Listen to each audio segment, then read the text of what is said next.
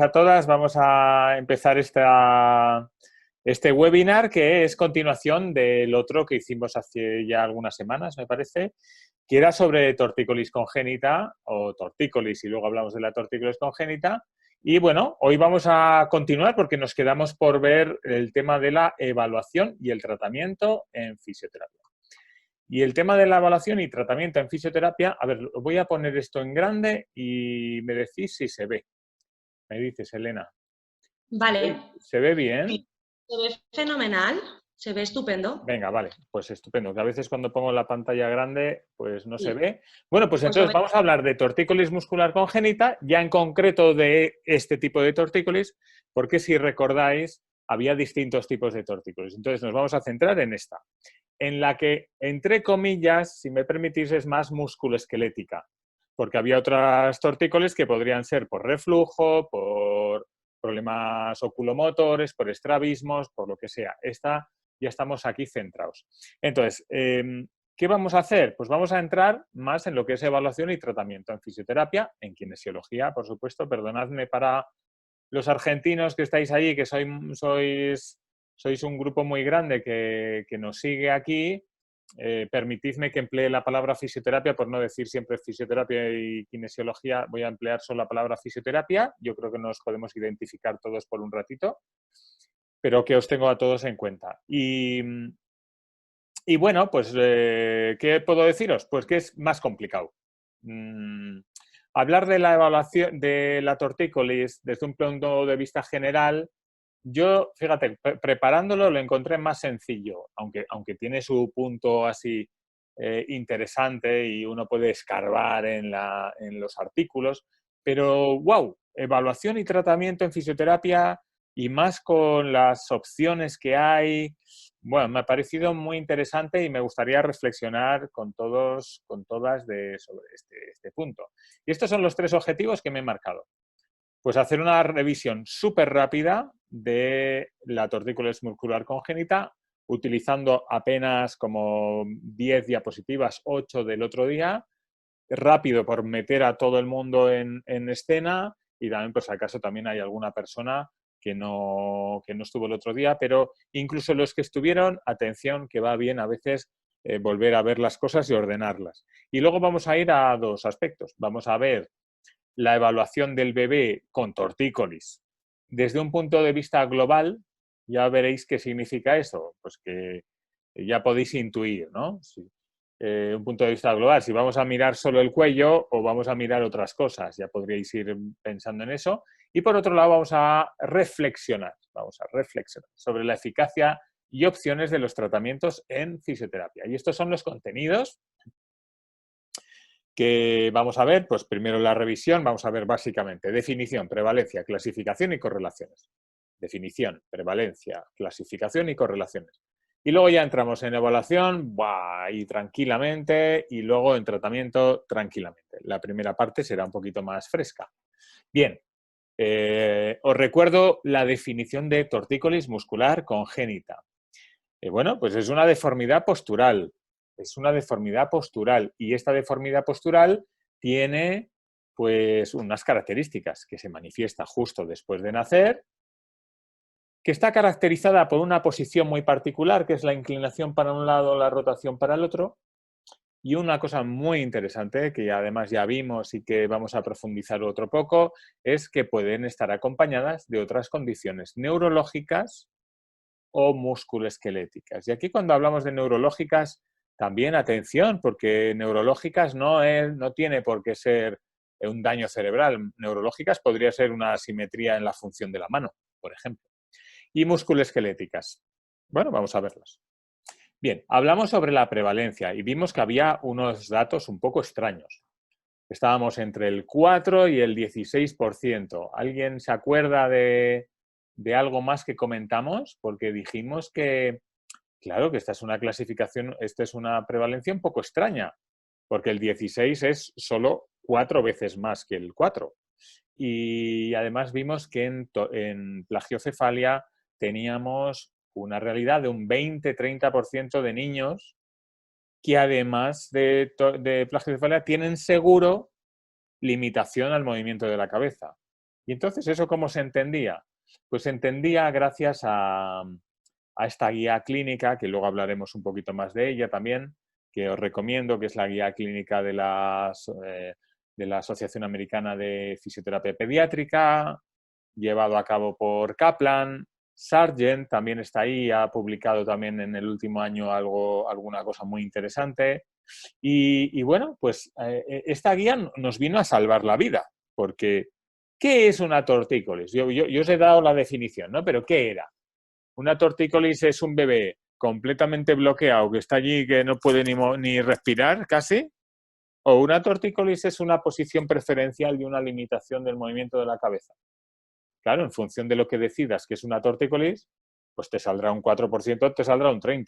Bueno, ¿qué han hecho Kaplan y colaboradores? Pues fenomenal, porque lo que hicieron fue separar la plagiocefalia en grados de severidad, ¿verdad? Y unía cada grado según el momento de diagnóstico y, por otro lado, la cantidad de disfunción, si me permites esta palabra. La cantidad de disfunción, ¿qué podría ser? Pues, por ejemplo, la cantidad de limitación de giro de cabeza. Voy a ya meter un puntito aquí para entrar luego en más, para que nos sirva para después. Aquí se refieren siempre a limitaciones pasivas de movimiento y además de limitaciones de rotación, no tanto de inclinación, de rotación.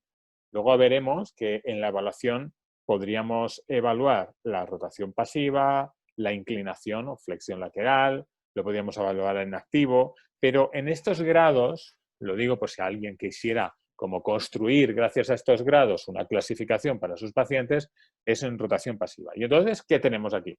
Pues dos palabras definen cada grado. El tiempo de diagnóstico y la gravedad. Por ejemplo, el grado 1, el más pequeñito, sería temprano, de 0 a 6 meses diagnosticado, una limitación menor de 15 grados. De 15 grados, hay un estudio de Arnibala que dice que en los 50% de los bebés tienen limitaciones de menos de 15 grados. O sea que la cosa tampoco está tan sencilla, pero ya veis que una tortícolis ya es una limitación o una posición preferencial, que pone en el grado 1, también veis, una posición preferencial. Un grado 2, temprano, moderado, de 0 a 6 meses, 15 a 30 grados. Temprano severo, más de 30 grados o masa en el esternocleidomastoideo. Como veis, el diagnóstico de tortícolis congénita no se puede hacer por la masa solo, por el tumor en el esternocleidomastoideo. Se tiene que hacer desde una realidad más funcional, no solo porque en una ecografía venga un tumor. Es muy interesante esta clasificación. Yo creo que nos ayudó tantísimo a todos los fisioterapeutas, es muy reciente y yo creo que todavía no está como esta clasificación implicada en nuestra práctica en general. Bien, ¿y qué hipótesis teníamos? Pues en general las hipótesis eran ligadas a problemas en el compartimento del esternocleidomastoideo, aspectos de isquemia, de fibrosis. Y aunque hay algunas controversias con respecto a la influencia del parto y del nacimiento, y estudios muy interesantes como aquel en el que los autores veían que las mujeres que referían un tiempo de encajamiento del bebé como de unas 6 semanas antes del nacimiento, tenían muchas más posibilidades el bebé de tener tortícolis. Pero aún así la relación con el parto estaba extraña, ¿no? Y entonces, a pesar de que un nacimiento sea una realidad muy mecánicamente, pues mecánicamente es bastante, yo creo, intenso para un raquis cervical, bastante intenso. Pero parece que todo se atribuye como a la forma del músculo y por eso la tortícolis congénita se nombra actualmente como tortícolis muscular congénita. Por esta asociación entre los hallazgos en el músculo, la limitación de la rotación, el efecto de estirar el músculo, una serie de fenómenos ha hecho que la tortícolis congénita sea referida como un aspecto absolutamente muscular. Y lo que estuvimos comentando también el otro día es, bueno, ¿qué pasa con el aspecto articular? ¿Cuál es la realidad del raquis cervical superior, que es el raquis cervical superior, el único que es capaz de hacer una inclinación, rotación contralateral. Desde un punto de vista biomecánico, solo el raquis cervical superior puede adaptarse a esa posición. Pero claro, si no hay fisioterapeutas que evalúan el raquis cervical superior, ni siquiera tenemos claros los sistemas de evaluación manual a nivel segmentario del raquis cervical superior, parece como extraño que se tenga en cuenta algo que nadie evalúa. Pero yo creo que desde un punto de vista clínico no podemos obviar que hay una realidad articular, igual que hay una realidad de tejidos. Fíjate, igual hay una realidad también de inervación del nervio 11, por ejemplo. Porque claro, podemos ver los cambios en el esternocleidomastoideo, pero el esternocleidomastoideo tiene una inervación con el nervio accesorio, y el nervio accesorio sale de un lugar un poco conflictivo, que es entre el occipital y el temporal, y está muy sensible a los apoyos de la cabeza o a las presiones. Faltan cosas por conocer y por eso a mí me da pena, pero a la vez me da alegría que haya estudios como este de Hack, que son estudios de imagen, donde se reconoce que la fijación o el bloqueo de la primera con la segunda vértebra dan situaciones de tortícolis. Lo que pasa es que luego es una situación no reconocida o no bien integrada en nuestra práctica clínica en general. Bien, punto muy importante. Si recordáis, estuvimos comentando que en la tortícolis siempre hay amigos. Acompañando a la tortícolis hay una serie muy frecuente de condicionantes, condiciones musculoesqueléticas. Por favor, no me gustaría que quedara claro como que la tortícolis provoca eso. Son correlaciones, o sea que los bebés que tienen tortícolis muchas veces también presentan un problema en la cadera, un problema en la función manual, un problema en la simetría del tórax, que luego lleva a escoliosis, como vimos en el otro seminario, asimetrías de cabeza, asimetrías de cara, y sobre todo alteraciones de neurodesarrollo. Aunque también aquí hay controversia, porque, claro, depende qué sistema utilizas para medir el neurodesarrollo, pues a veces te puede salir una cosa o la otra, como creo que fue Arnivala también, o Hoffman creo que fue, que midió el neurodesarrollo en el 2009 y le salía una cosa y en el 2013 otra, de niños con tortícolis en función de qué sistema utilizaba. Bueno. Bien, vamos a entrar en evaluación. He tomado estos 10 minutos para hacer el repaso y ahora vamos a entrar en el aspecto evaluativo. Como sabéis, este es un lema que me gusta mucho. Es mejor una mente ordenada que una muy llena. Esperad un momentito, voy a quitarme una cosa de aquí en medio. A mí me gusta mucho esto y me gusta, por lo menos cuando doy formación, incluso sin dar formación, cuando intento estudiar o aprender algo, como organizarme la cabeza. A ver, ¿qué partes hay? ¿Cómo las divido? ¿Cómo las clasifico? Un poco tener la mente clara, porque luego los pacientes son muy complicados. Los pacientes, bueno, ¿qué os voy a decir? Ya lo sabéis. Y algunos de vosotros igual tienen tanta o más experiencia que yo en pacientes. Los pacientes son muy complicados. Cuanto mejor ordenado vaya uno mentalmente, mejor, porque luego la cosa se complica. Fijaos, me gustaría hacer una diferenciación que igual no es evidente, pero a mí me parece que es muy importante. Es diferenciar una evaluación clínica de una evaluación objetiva medible. ¿Y por qué? Esto va a ser muy importante en esta evaluación. No todo lo que se evalúa en clínica es fácilmente medible. ¿Verdad que no? Por ejemplo, si el bebé tiene estabilidad de fijación visual, tiene curiosidad, ¿cómo se mide la curiosidad de un bebé? ¿Se mide en qué y cómo se mide? Eso no es fácil de medir. ¿Y qué indicador te da la curiosidad y las habilidades comunicativas visuales de un bebé? Te da un valor espectacular sobre pronóstico en muchas cosas y sobre desarrollo, pero no lo puedes medir del todo. Necesitas instrumentos medibles. Los instrumentos medibles, que son las evaluaciones objetivas, que puede ser una medición de rango de movimiento, una escala de desarrollo, son imprescindibles. Tenemos obligación de incluir sistemas de objetivización de todo lo que hacemos y evaluamos. Pero es verdad que el objetivo medible a veces no te dice qué tienes que hacer ni te ayuda a planificar algo. Es una integración de la evaluación clínica y de la evaluación objetiva, que tienen que estar muy integradas. Entonces, es tan importante qué sensación te da a ti la mirada del bebé como pasar una escala Alberta. Es que son dos cosas que son integrales. Entonces, este es un tema muy importante y vamos a ver en este punto, en esta evaluación, pues varios aspectos que son medibles y algunos que son evaluaciones clínicas. Otra diferenciación que me gustaría que pensaras en ello. ¿Qué diferencia hay entre una evaluación de la función cervical y una evaluación del ROM cervical? ¿Qué diferencia hay? La función cervical y el ROM cervical. Cuando mido el ROM, el rango de movimiento, ¿estoy midiendo la función? Siempre que mido la función, ¿estoy mirando el ROM? Esta diferenciación también me parece fundamental antes de proseguir. Hay pruebas en la evaluación clínica que son pruebas de función cervical.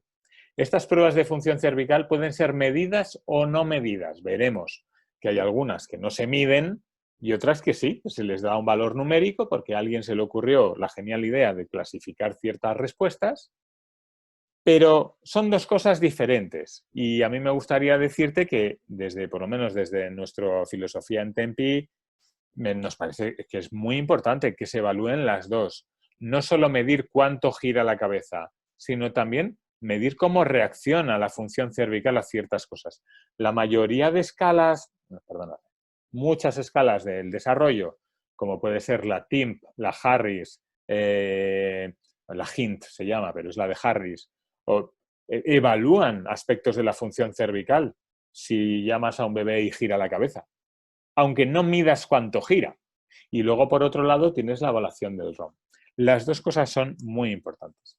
Bien, yo os voy a decir qué hay desde la evaluación, que podemos hacer desde la evaluación, pero claro, os lo voy a hacer desde un punto de vista muy de nuestra forma de pensar las cosas en Tempi.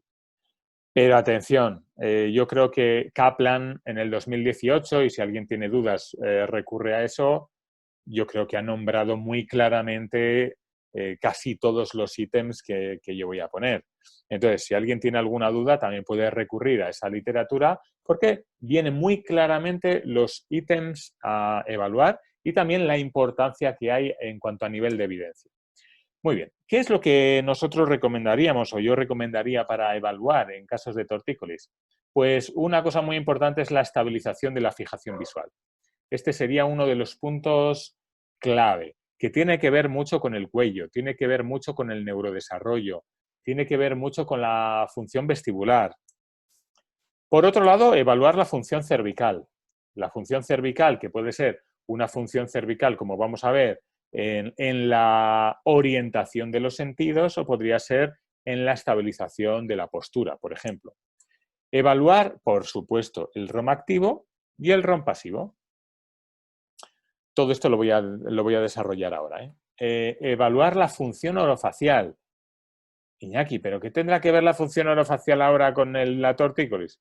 Bueno, pues ya hemos visto que Henna describió claramente que los bebés con tortícolis tienen dificultades en la lactancia, en la succión de glución.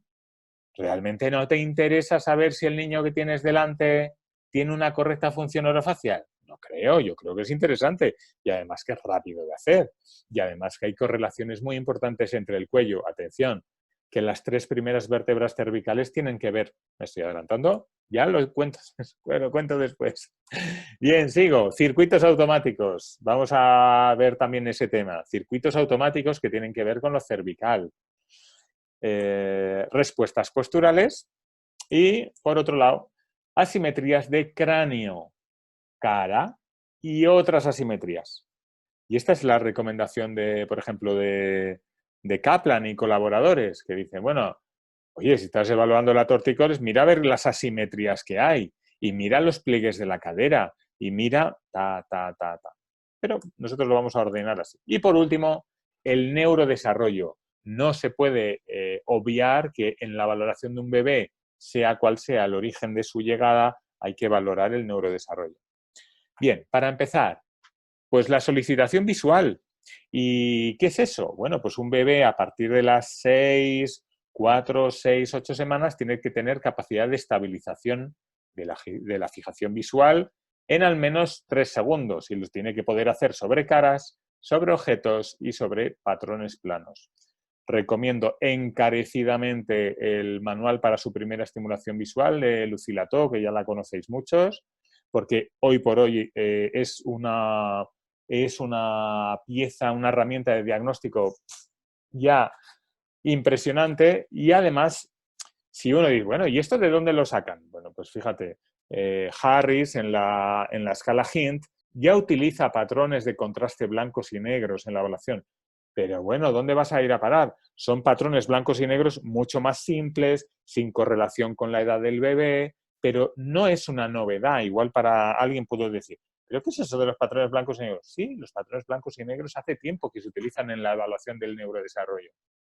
Si yo tengo un bebé con problemas de tortícolis y el cuello tiene esta relación con el sistema oculomotor y la mirada y la estabilidad de fijación es tan importante en el neurodesarrollo, evaluar la estabilidad de la fijación visual es muy importante. A 30 o 40 centímetros, poniendo la cara de la madre, la cara del terapéutico, un objeto, empleando también la posición que tiene asimétrica, o sea, no girarle la cara al centro para poderlo hacer. La posición asimétrica que ya tiene, poderla utilizar y utilizar patrones blancos y negros, si puede ser de un manual como este o algo parecido, pero este manual es que está muy bien clasificado, además con distintos tipos de contraste.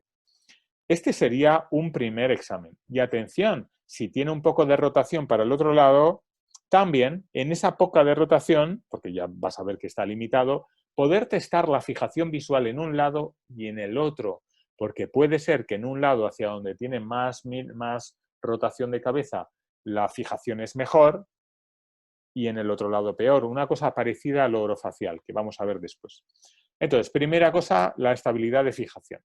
Segunda cosa, la solicitación también es una función cervical. Y yo tengo aquí una función cervical, perdonad.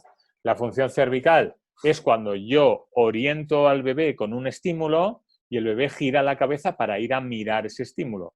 Lo visual es importantísimo para tirar de la función, Pues puedo poner algo en un lado, puedo ponerme yo en un lado, puedo ponerme a la madre, que todavía es más potente que cualquier juguete, en un lado, en el otro, atención, con movimientos despacios, nada de agitar los juguetes por encima, sino ponerlo a una distancia justa, moverlo despacito, permitirle que lo agarre con la mirada y testar su movimiento y su orientación a nivel cervical.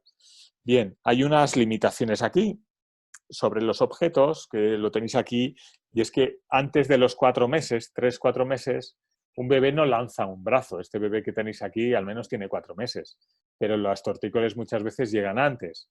Ojalá lleguen antes. Entonces, igual podemos o estimular la rotación de la cabeza para ver cómo funciona con una estimulación visual, por ejemplo, un objeto atractivo, la madre, aunque no haya brazo que vaya al alcance, o lo puedo hacer también con una estimulación orofacial. Eso podría ser interesante también para arrancar movilidad. La función cervical también la puedo evaluar en prono y la debería evaluar en prono. ¿Cuál es la alineación de la cabeza con el tronco? ¿Cómo está organizada este movimiento? La función cervical es fundamental en la estabilización también de los hombros o del tórax. Es una interrelación entre tórax y cuello. Por eso, evaluarlo en supino, evaluarlo en prono, la función cervical, es fundamental. Y también nos puede llevar a sorpresas y aparentes contradicciones. Yo no sé si habéis tenido alguna vez una contradicción en cuanto a la evaluación de un bebé en supino y en prono respecto a su posición cervical. pero es muy curioso, a veces hay aparentes contradicciones de posiciones preferenciales. Esto es evaluar la función cervical. No estás midiendo los grados, pero estás midiendo cosas muy importantes de cómo funciona el cuello. Tienes la posibilidad de evaluar respuestas posturales y dentro de las respuestas posturales, pues yo te voy a indicar 3 que para nosotros son súper importantes en Tempi. Es este test de Landau, que es un histórico, y podemos ver la alineación de la cabeza con el tronco. Estamos valorando aquí el tono, la respuesta postural antigravitatoria, la alineación de la cabeza con el tronco, los patrones de hiperextensión excesivos que hay en algunos bebés, la falta de tono que hay en otros bebés que tienen la cabeza más caída. Más o menos un bebé alrededor de las 8 o 12 semanas debería poder alinear la cabeza con el tronco. Este es uno de mis test favoritos y da una información muy interesante sobre la función cervical. ¿Qué decir del test de tracción o pull to sit? Este es otro test que es, yo creo que internacionalmente conocido, valorado, incluso está entre las 8 o 10 pruebas que pueden predecir con cierta claridad un daño cerebral. Hay un artículo muy interesante sobre 10 pruebas en concreto, y esta es una para esos autores. Bueno, esta es una prueba de control anterior de tronco. En Landau tienes un control posterior de cabeza y aquí tienes un test anterior de tronco. A cada edad el control cervical anterior es diferente, pero bueno, puedes informarte sobre eso, averiguar un poco más, pero las pruebas de test de tracción yo creo que son muy interesantes. Y por último, ¿qué falta? Te pregunto a ti, ¿qué falta? Hemos valorado la respuesta antigravitatoria posterior, o sea, el tono posterior, hemos valorado el tono anterior. ¿Qué tono quedaría por valorar? ¿Qué respuesta postural quedaría por valorar? Pues sí, exactamente la que estás pensando, que es la respuesta la respuesta postural de lado. Y aquí vamos a pararnos un momentito. Esta respuesta postural de lado es muy importante, muy importante. A este test, ¿cómo se le llama? Bueno, pues vamos a darle un nombre clínico, como lo hacemos nosotros en Tempi, y un nombre oficial, pero hay diferencias entre los dos. A este test nosotros le llamamos test de Fernández y es un test en el que se pone al bebé de lado y se ve la alineación de la cabeza con el tronco. Y a partir de las 8 semanas, 12 semanas, un bebé tiene que estar alineado en cabeza con tronco. Pero, ¿qué pasa aquí en este caso? Por ejemplo, tenemos aquí una bebé de 6 meses con una tortícolis congénita un poco extraña, no voy a entrar en detalles, pero tiene una respuesta muy común para las tortícolis. En este lado, ¿qué estamos viendo? Estamos viendo que la cabeza no está alineada con el tronco, que parece que hay una falta de tono en la parte superior, la respuesta de las piernas está como en flexión, pero fíjate qué pasa cuando lo pongo para el otro lado. ¡Madre mía!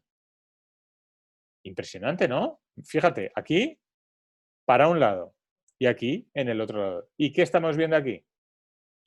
¡Guau! Pues vemos, parece otra niña diferente, ¿verdad? Tenemos una hipertonía brutal de la parte superior. ¿No te parece interesante? A mí me parece súper interesante. En un lado la cabeza cae y en el otro lado la cabeza sube. Hay una diferencia atroz o dramática entre la situación cervical en un lado y en el otro. Y también, ¿qué observas también? La pierna, ¿verdad? Esta pierna está en hiperextensión y en el otro lado estaba en flexión. Perdona que me lío con los botones, perdóname. Aquí está en flexión y aquí está en hiperextensión. Esta diferencia es muy importante. Test de Fernández para nosotros. ¿Cuándo es sensible el test de Fernández en una tortícolis? Cuando hay una diferencia notable entre la estabilidad, la respuesta postural en un lado y en el otro. ¿Y cómo se le llama a este test desde un punto de vista más científico o de publicaciones? Pues Hoffman le llamó test de función muscular. Esto es, test de función muscular de Hoffman, que es Ana María Hoffman, es una de las cosas que más publica y a mí me encanta el trabajo que hace, no solo en evaluación de desarrollo, en valoraciones de rango, incluso en niños con desarrollo típico, con o sin tortícolis. Y aquí tienes cómo ella, y en este artículo Beckun también, lo que hicieron fue cuantificar las posiciones de la cabeza del bebé según un valor numérico.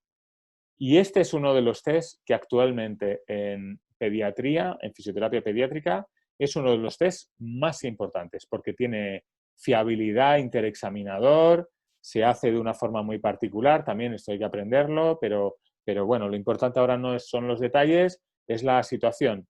Entonces, ¿qué es lo que hace, cuál es la diferencia entre Fernández o test de función muscular? Pues mira, hay una diferencia importante en qué estás mirando, porque si te fijas en estos dibujos de Hoffman, aparece la cabeza, pero no veo las piernas. En cambio, en esta imagen que tú estás viendo de la niña, la diferencia de las piernas es muy importante y el tono general de tronco también es muy importante. Entonces, bueno, si quisieras hacer una evaluación más objetiva, medible, hacer un estudio científico, intentar publicar tus resultados, que es una cosa que deberíamos hacer todos los fisioterapeutas, intentar investigar y publicar nuestros resultados para intentar acercar el puente entre lo que es la clínica y la investigación, pues tienes este test, el test de MFT o test de función muscular. Y si quieres hacerlo desde un punto de vista más clínico, pues bueno, hay algunos detalles de diferencia, pues básicamente lo mismo, pero yo te recomendaría que miraras el tono de tronco, el tono de las piernas, etc. Bien, ¿qué más cosas podrías evaluar o creemos que puede ser interesante que evalúes? O por lo menos es como en Tempi lo organizamos. Evaluar la función orofacial. Y la función orofacial la puedes hacer a través de test de routine, por ejemplo, que además te desencadenan una respuesta cervical. Fíjate qué forma tan interesante en un bebé que tiene hasta los ojos cerrados, porque tiene 2 semanas. Y igual no está con los ojos abiertos. Y fíjate qué forma de desencadenar movimientos cervicales. Tienes no solo la valoración cervical, sino que tienes también el estudio de la posición de la boca, de la lengua, del movimiento de los labios. Puedes hacer ya correlaciones con cómo posiblemente funciona su succión de ebullición. Y finalmente, perdón, no es finalmente, que quedan varias cosas. Bien, hay que medir los rangos de movimiento. ¿Y cómo se miden? Pues se miden, en general, en la mayoría de los estudios, se utiliza test de movilidad pasiva y se utiliza el test de función muscular de Hoffman. Sinceramente, yo creo que hay que evaluar la función activa y de hecho incluso Kaplan y colaboradores te dicen no, hay que evaluar la función activa y te lo dice Murguía y te lo dice Seeger, pero ¿sabes el problema? Que es muy interesante, que todo el mundo dice que hay que evaluar la función activa, pero nadie dice exactamente cómo hay que hacerlo, ni cuáles son los valores normales, que no están del todo claro. ¿Qué tienes además? Tienes la diferencia entre bebés de más y menos de 8 semanas. Los de más de 8 semanas podrías hacerlo sentado aquí, con una referencia, estabilizando el tronco o en el regazo de la madre, valorar el movimiento, tomar fotografías, por favor, o vídeo, que no cuesta mucho, y luego con un programa como GeoCebra pues lo puedes medir. Y lo tienes objetivado, lo tienes elegante. ¿Y qué es normal? Venga, pregúntame. ¿Qué es normal? Iñaki, ¿qué es normal que tiene que mover un bebé activamente en rotación? Pues lo siento. No está tan claro qué es normal. ¿A ti qué te parece que sería lo normal de un bebé moverse? Bueno, pues no está eso tan claro. Fíjate, los estudios más así como encuadrados del rango de movimiento cervical son de Arbogast y son entre 3 y 12 años. Y incluso Seeger, Seeger, que lo tenéis aquí abajo, cuando hace una nombra a los sistemas de medida, o Kaplan, no te dicen exactamente cuándo y qué es normal. Ahora bien, en pasivo sí que te viene, una referencia de qué es normal. Así que vamos a la primera votación de la tarde. Ya sabéis que hacemos este tema de la votación. Os voy a poner una votación y me vais a votar lo que creéis que sea. Vamos a votar sobre la rotación, el RON de movimiento pasivo.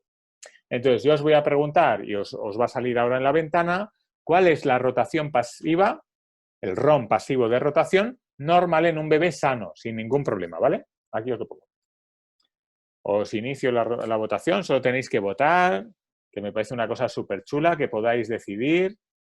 No sé si lo estáis viendo. Sí, lo estáis viendo, ya están votando. Y se ve Iñaki. ¿Cuál es el RON pasivo de rotación normal en un bebé? 90, 100 grados, pasivo. Muy bien. Muy interesantes las respuestas. Ahora las voy a compartir. 5 segundos más, por si acaso alguien más quiere compartir.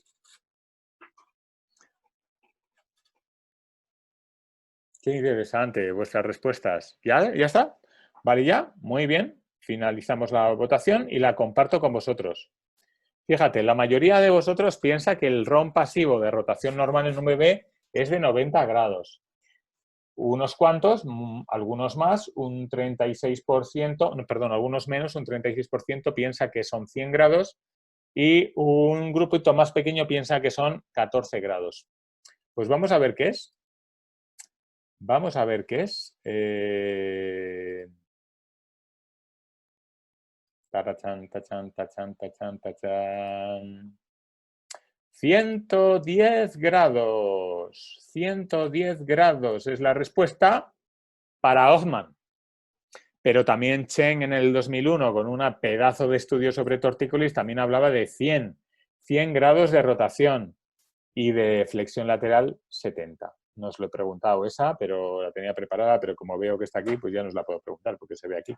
Vale, entonces, 110 grados de rotación en un bebé.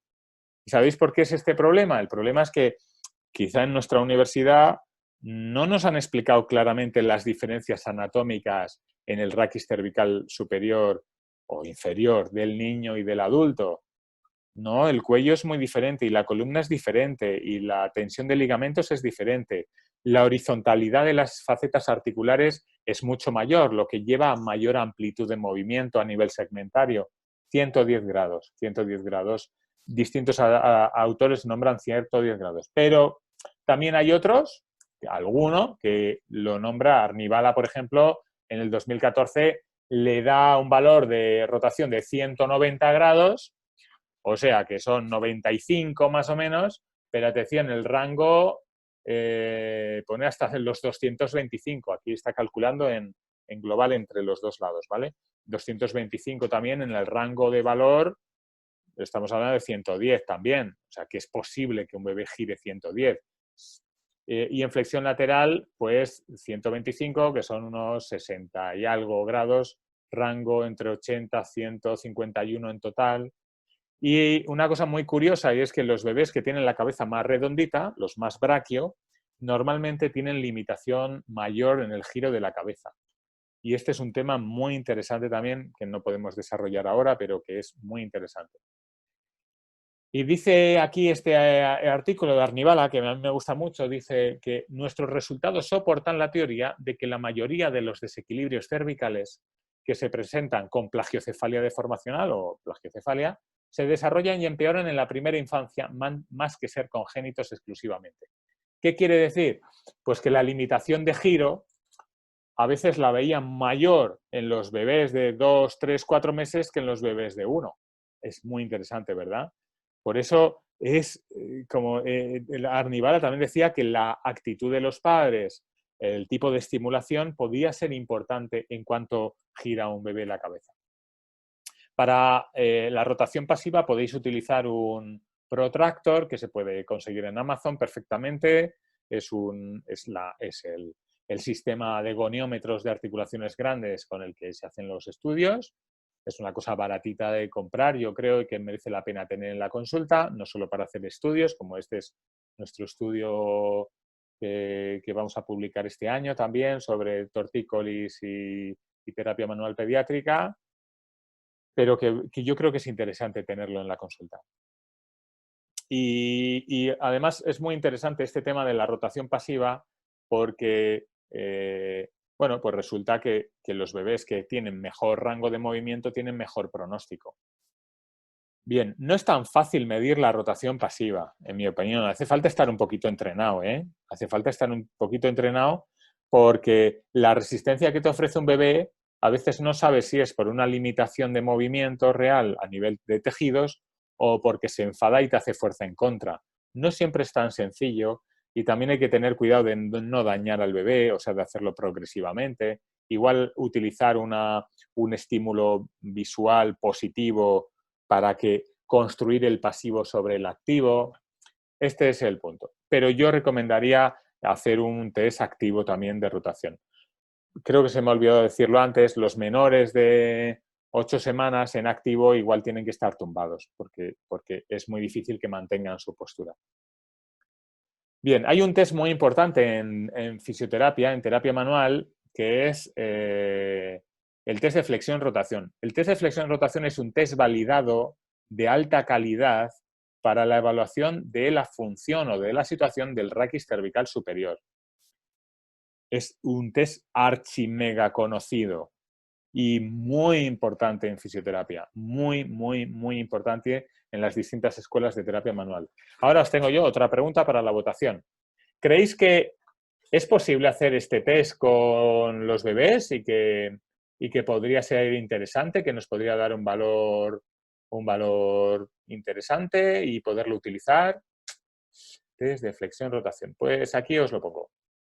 ¿Es aplicable el test de flexión-rotación a los bebés? No os pregunto el por qué. Qué interesante vuestras respuestas, son súper interesantes. Además se ven las rayitas que se van moviendo entre el sí y el no, el sí y el no, el sí y el no. Bien. 5 segundos más para los últimos que quedan por votar.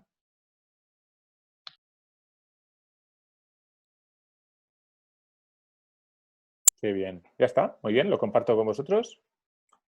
Compartir resultados. Pues la mayoría de vosotros piensa que sí, que es aplicable. Pero la cosa está ahí reñida entre un 60-40. Bueno, la realidad es que no es del todo aplicable según los estudios. Y esta es una pena grande, es una pena grande. A no ser que se vuelva a repetir el estudio con otras personas, pero aquí Driehuis pues lo intentó aplicar y vio que no había reproductibilidad buena entre los examinadores. O sea que no, el problema no fue de si el test se puede hacer o no, si es peligroso o no. No, es un test muy, muy, muy bueno. Pero los distintos examinadores no llegaban a las mismas conclusiones respecto a las limitaciones. Pudiera ser igual porque los tejidos son diferentes. En cambio, en niños un poquito más mayores, a partir de 3, 4 años, ya es reproductible y hay estudios muy claros de la reproductibilidad. Es una pena y yo creo que habría que seguir investigando porque saber cómo está el raquis cervical superior en una tortícolis es fundamental y no lo puedes saber solo con un test de rotación global. Bien, ¿qué más tienes que medir? La simetría de cráneo de cara. Lo tienes que hacer, lo ideal es hacerlo con craniometría, con antropometría, perdón, con calibre. Y tienes una aplicación que es HeadShape donde básicamente puedes introducir los datos. Es muy importante medir la circunferencia craneal, los distintos diámetros para ver las asimetrías. Y también en la cara. También, no sé si me estáis viendo, medir las distancias desde la oreja al mentón o desde la oreja debajo de la nariz para poder ver las asimetrías faciales. ¿Por qué? Porque si la tortícolis lleva asimetrías faciales, tú tendrías que ver si en tu paciente tendrías que objetivar si están esas asimetrías. Y luego también otras asimetrías que tenemos, por ejemplo, las asimetrías en miembros inferiores, en las caderas, que son súper importantes. Este es un bebé que no tiene displasia de cadera, no la tiene, pero tiene una disfunción, hay una pierna que no se abre y no se abre bien. En un test de flexión asimétrica, incluso en un Galeazzi, la cadera está un poquito más baja, no tanto como en una displasia, pero si sabes también que hay problemas de cadera en los niños con tortícolis y por favor, una Alberta, una revisión de Alberta de neurodesarrollo sería lo más importante. Yo creo que hay otros sistemas, pero validados para la población española y traducidos al español. Auron Volatile tradujo el año pasado la escala Alberta, además con unas instrucciones. Merece la pena, y tener las fichas guardadas de tus pacientes. Eso también es importante, por si acaso luego tienes que justificarlo frente a un pediatra. Pues estas son la evaluación. Como veis, no es una evaluación sencilla.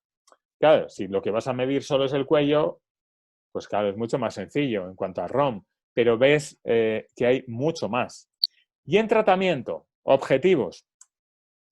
Pues bueno, lo más importante, voy un poco ajustado de tiempo, así que voy a saltar algunas cosas, pero por favor hay que partir de las necesidades de la familia, no solo de la objetivización del proveedor de servicios. O sea, que no solo es importante si gira o no la cabeza, sino por qué vienen, qué necesitan, qué les preocupa, qué cosas tiene la familia que les preocupa. Este es lo que ves a tu derecha, es la intervención de arriba abajo, descrita muy bien por Long en su manual de fisioterapia pediátrica, y hacer un plan de tratamiento, un plan global, donde esté el tratamiento del paciente, el acompañamiento de la familia. Lo vamos a ver.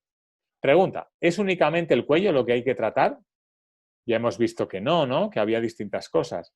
Pues lamentablemente a veces se ve que la fisioterapia básicamente es un tratamiento de estiramientos de cuello, que pueden funcionar muy bien, pero igual hay alguna cosa más, ¿no? Si miramos este bebé. Bien, ¿qué es importante? Que la intervención sea temprana, muy importante. Hay una insistencia general. Qué pena que los fisioterapeutas no estamos en los centros de salud con bebés con desarrollo típico, para poner en evidencia junto al equipo de pediatría, pues, qué está pasando. Yo creo que sería una buena cosa de nuestra Sociedad Española de Fisioterapia en Pediatría, pues, ayudarnos y ayudar a la sociedad a que la fisioterapia pueda tener una representación más importante en nuestros centros de salud para ayudar a los equipos de pediatría en el screening de ciertos bebés, en la evaluación del cuello, etcétera, en la evaluación del desarrollo. Yo creo que sería un sueño muy bonito para los próximos años. ¿Y qué objetivos nos dice Kaplan que tendríamos que utilizar?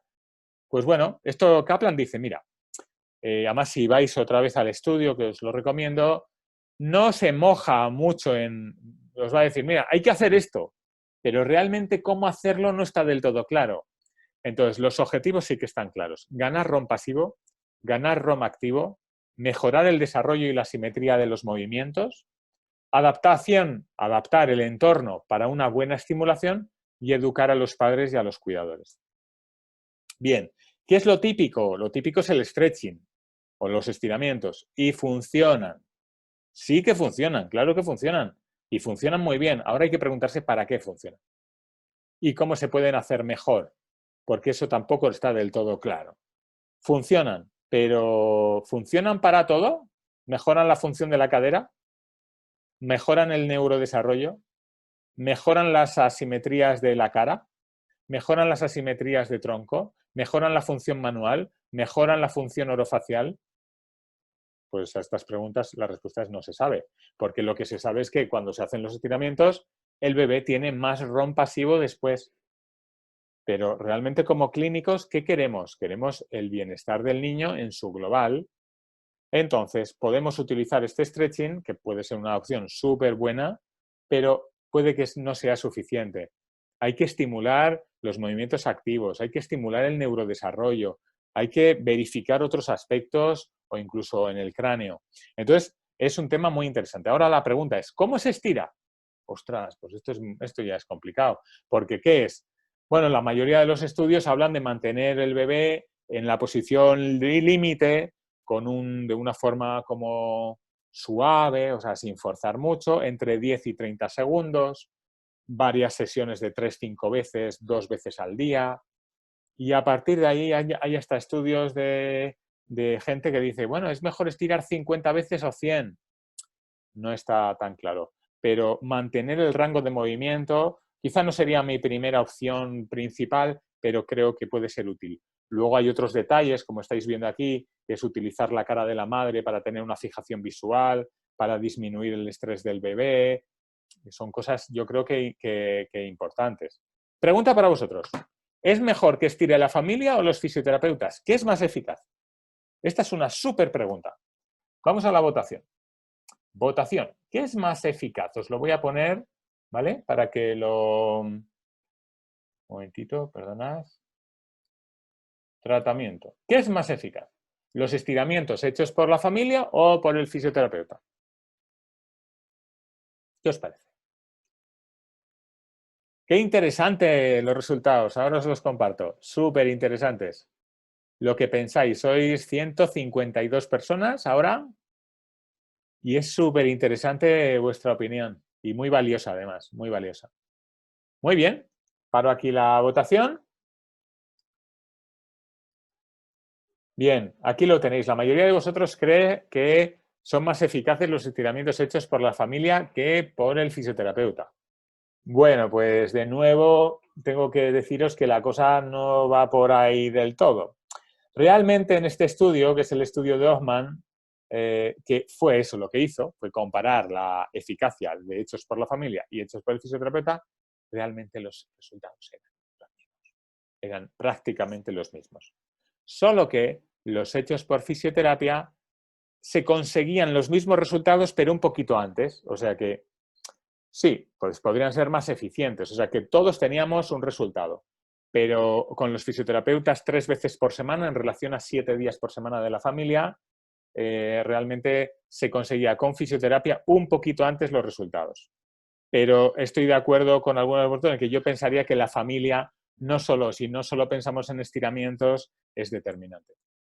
Bien, tenemos otras formas de ganar ROM pasivo. Aquí tenéis la técnica que hemos utilizado en nuestro estudio para la tortícolis, que son movilizaciones muy, muy, muy, muy suaves, relajando el tejido muscular y aponeurótico del cuello, a la vez que colocamos la primera cervical en una posición un poquito más dorsal, de una forma muy suave. Sería una aplicación también de terapia manual. Hay varias aplicaciones, pero realmente hemos decidido publicar eso porque los estudios no son suficientes, hay muy poco. Y muchos de los estudios que hay sobre terapia manual son manipulaciones rápidas absolutamente desaconsejadas y contraindicadas en pediatría. Estudios con trabajo articular más fino es que no hay, es que prácticamente no hay, que sean seguros, que sean suaves, que tengan un componente muscular, por ejemplo, porque sí que hay manipulaciones articulares, pero que no tienen en absoluto en cuenta lo muscular. Y hay que tener en cuenta lo tisular, no solo lo articular. Entonces aquí, masaje, movilización de tejidos blandos, de este artículo muy interesante del 2018 de Klik, Zek y Uyghur, que hicieron un trabajo muy interesante añadiendo a las recomendaciones generales pues la movilización del tejido. Yo creo que masaje, técnicas más sobre el tejido muscular, enseñarlas a la familia creo que pueden ser muy útiles. Incluso simplemente acariciar, tocar, acompañar creo que puede ser súper útil. La plagiocefalia tiene que ser tratada y no se trata solo con la rotación cervical, hace falta una eficacia. Aquí sí que hay ya trabajos más interesantes. Hay más trabajos. Cabrera Martos hizo un estudio de terapia manual, son de la Universidad de Granada, creo.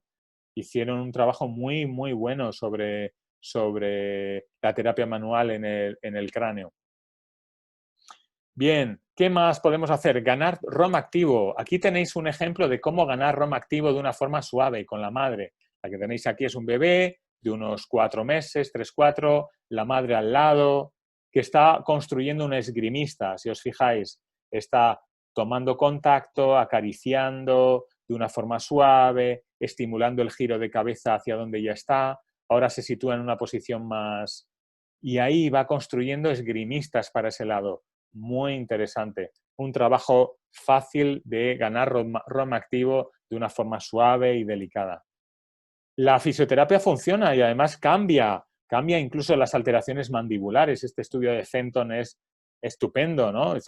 O sea, no solo ganamos movilidad cervical, también podemos ganar en las asimetrías de la boca. Un estudio muy, muy bonito. ¿Qué más? Sabes que los bebés con tortícolis están en riesgo de problemas de desarrollo. Bueno, hay que ponerse en marcha. Aquí tenéis este estudio también de Othman sobre que hay que utilizar más estimulación del desarrollo motor, más tiempos en prono, y ahora los fisioterapeutas estamos batallando contra una corriente que viene de por allá, no voy a nombrar ahora, que están diciendo que, o sea, muy en manos de grupos, incluso de personas que teóricamente tendrían que conocer, que están diciendo, no, movimiento libre solo boca arriba. No, la evidencia es tan contundente de que estando boca abajo, cuando están los bebés despiertos y vigilados, se desarrollan mucho mejor. La fisioterapia tiene que dar un paso adelante y defender la evidencia científica, porque parece que nos están ganando los cuentos de desarrollo no sé qué, no sé cuántas, con modelos que no están claros, o que tienen una parte buena, pero otra de riesgo. Más tiempo en prono, mejora el desarrollo y simetría de los movimientos, y eso puede ser en supino a través de lo que habéis visto, sistemas como el del esgrimista, o con estimulaciones en prono, que yo creo que son muy interesantes. Estimulaciones orofaciales, mejorar también la simetría de los movimientos. Muchos bebés en un seno no comen y en el otro sí. Hay que estimular la función orofacial, porque igual puede ser muy curioso que al tocar en un lado la boca va y en el otro no. Esto ya lo hemos visto y podemos adaptar el entorno. Aquí tenéis una forma muy simple de adaptar el entorno.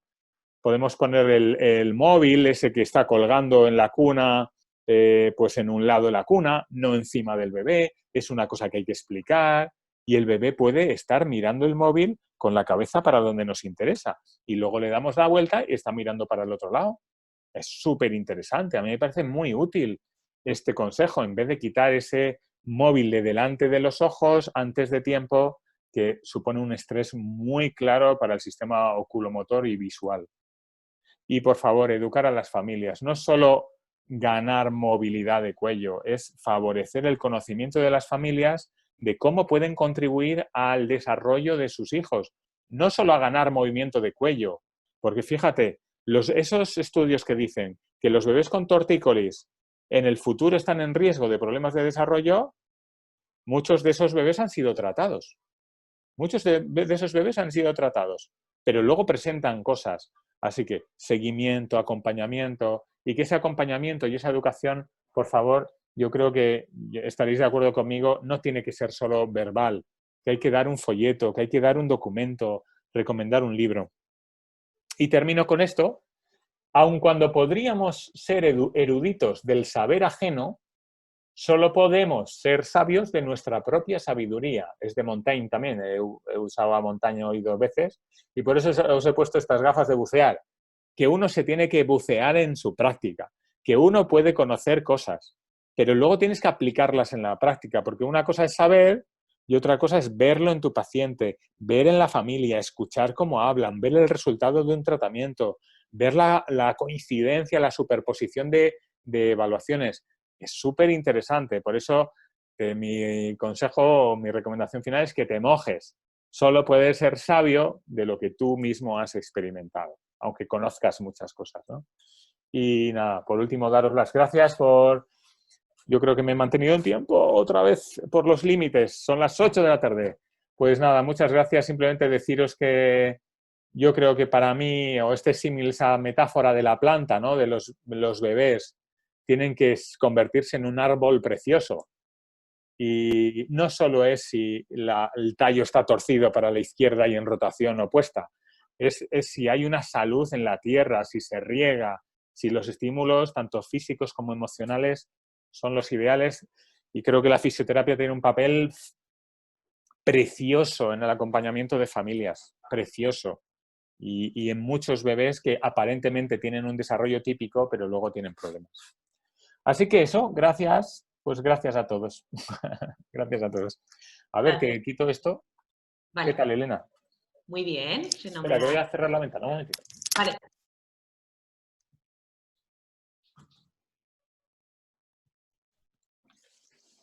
Ya estoy. Vale, venga, pues vamos unos minutillos con las preguntas, Venga, guay. ¿vale? Guay. Mira, Bea Cano nos pregunta Hombre, vea, Cano. Muy que bien. si hay algo a tener en cuenta en el tratamiento con fisioterapia en el caso de que encontremos una masa en el esternocleidomastoideo. Aquí súper pregunta, súper pregunta.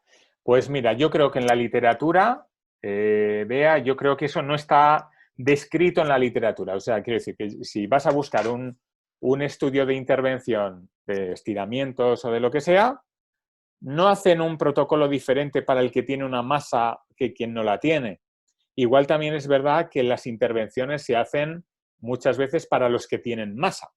O sea que estos estudios sobre tortícolis habría que ver si los están haciendo según un criterio 1 o 2 de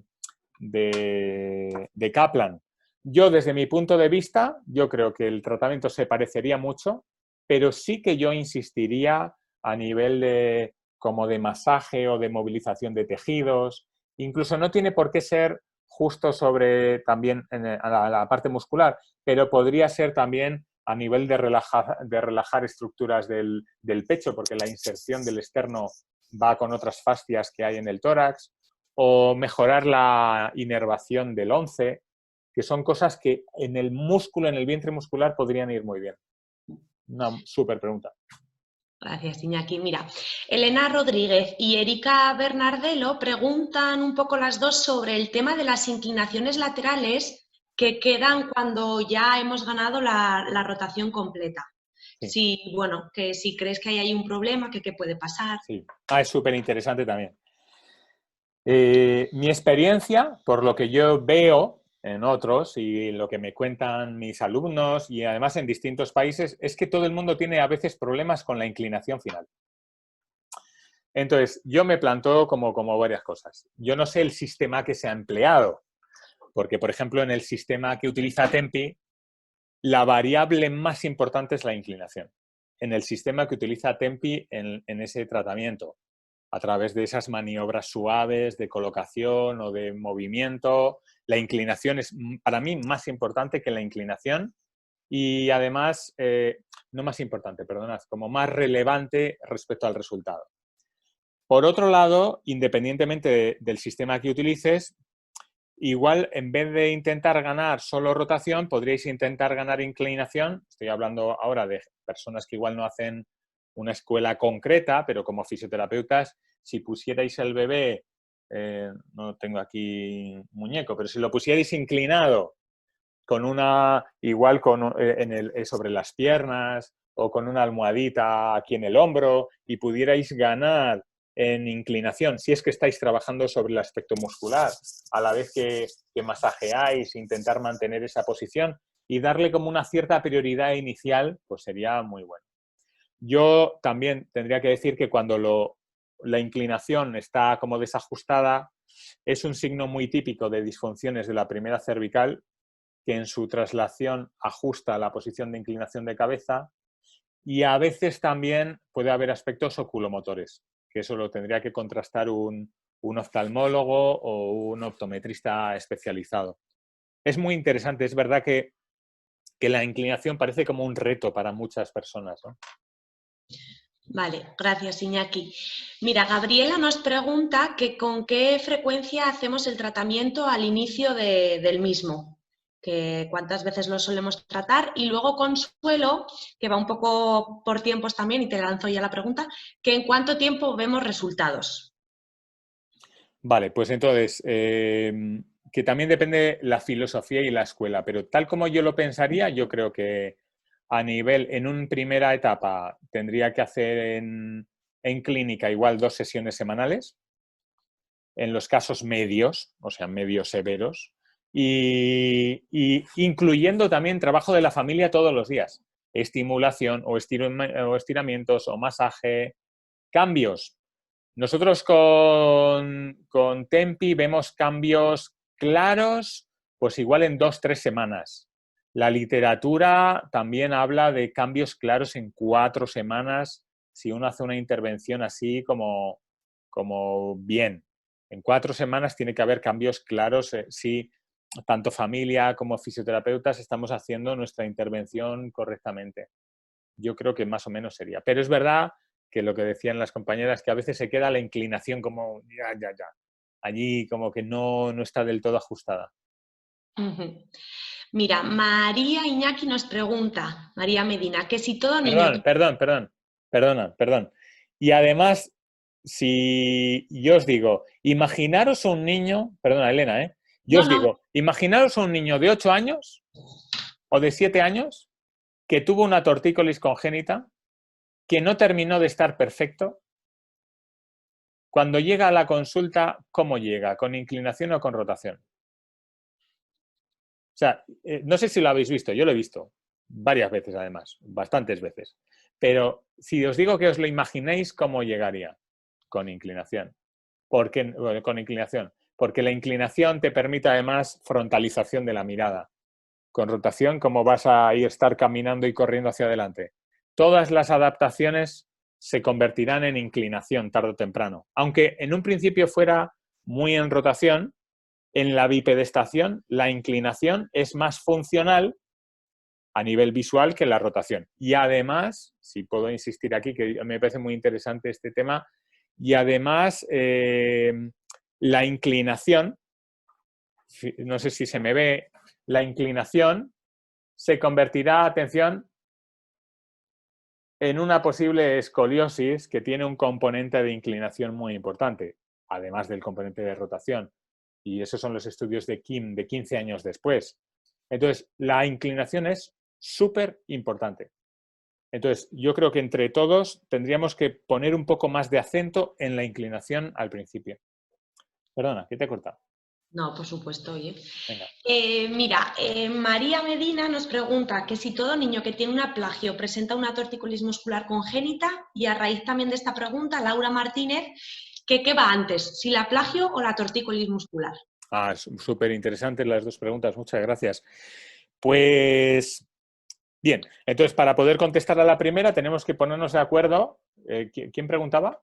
¿Cómo se llama? María, tú y yo tenemos que ponernos de acuerdo en esta pregunta. La pregunta es, ¿qué es una tortícolis muscular congénita para ti y para mí? Para poder responder. Porque si no estamos de acuerdo en qué es, si yo digo que para mí una tortícolis ya empieza con una posición preferencial y una limitación de 15 grados, como un grado 1 de Kaplan, sí, siempre que hay plagiocefalia hay tortícolis. Si pensamos que una tortícolis de verdad de la buena, como diríamos en España, ¿no? De verdad de la buena, verdadera, si una tortícolis de verdad de la buena, verdadera, es solo cuando está bloqueado y hay una masa en el esternocleidomastoideo, un nivel 4 de Kaplan, pues igual te encuentras con que muchas plagiocefalias no tienen una tortícolis, pero es un problema de definición. Por ejemplo, en mi doctorado, en mi estudio sobre plagiocefalia, ni un solo bebé estaba diagnosticado de tortícolis. Ni uno solo. Y las limitaciones eran alrededor de 60 grados de rotación. O sea, ¿qué es una definición de tortícolis? Pues ahí está. Y es siempre la tortícolis antes. Aunque el paso por el canal del parto ya puede dar un modelado craneal, pero normalmente no es un modelado muy grande. Es un pequeño modelado, más luego una posición preferencial, más lo que comentamos en el webinar sobre plagiocefalia, que también lo tienen ahí, que lo pueden ir a ver también. Benjamín Aldunate te pregunta, Iñaki, que si consideras que hay una edad límite para trabajar sobre la tortícolis congénita o las limitaciones estructurales que pueda haber, y que si crees que en edades más avanzadas haya que luchar más por lo funcional que por lo estructural. Pues súper preguntas, muy bien además, muy bien construidas. Yo creo que los terapeutas no creemos en las edades límites, va con nuestra vocación. O sea, eso de abandonar, no.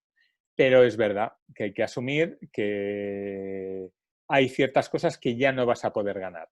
Se sabe que, lo comentamos en el otro webinar, que a partir de los 8 meses ya hay modificaciones en los cuerpos vertebrales, asimetrías que pueden llevar a limitaciones. Luego hay fijaciones también de la Perdón, no son fijaciones, son fusiones de la sincondrosis del occipital que se ha abierto, que también van a dejar el occipital igual torcido, y si las vértebras están torcidas, igual ya no tienes la ganancia total y tienes que pesar más en lo funcional.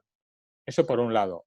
Pero por otro lado, tengo que decir que veo niños con 7 años que no tuvieron el mejor tratamiento, que están con la cabeza así, con muchos problemas, y que ganamos, y que ganamos, y que ganamos, que podemos ganar. Lo que pasa es que los planteamientos igual son un poco diferentes también, las técnicas ya son diferentes o podemos hacer otras cosas, pero hay muchos niños así en muchos países que se quedan con una fisioterapia que no fue completa, creando alteraciones posturales muy importantes, luego también problemas de equilibrio, problemas de oculomotricidad vinculados, y creo que hay mucho que podemos ganar, de verdad. O sea, no solo, incluso si hablamos de estructural, en lo musculoesquelético podríamos ganar mucho. No solo en qué calidad de vida tiene el niño, o si le duele o no, que podrían ser aspectos funcionales. Creo que podemos ganar mucho, mucho en lo musculoesquelético, incluso mayores, pero con unas limitaciones claras. Preguntan varias personas, José, Sandra, Laura, que si se utiliza el kinesiotape, el taping, y si hay evidencia científica. Sí, la Kaplan recoge los estudios con kinesiotape, pero no tiene claro los estudios que aporte algo más que el tratamiento ya de stretching, estimulación, no sé qué, no sé cuántas.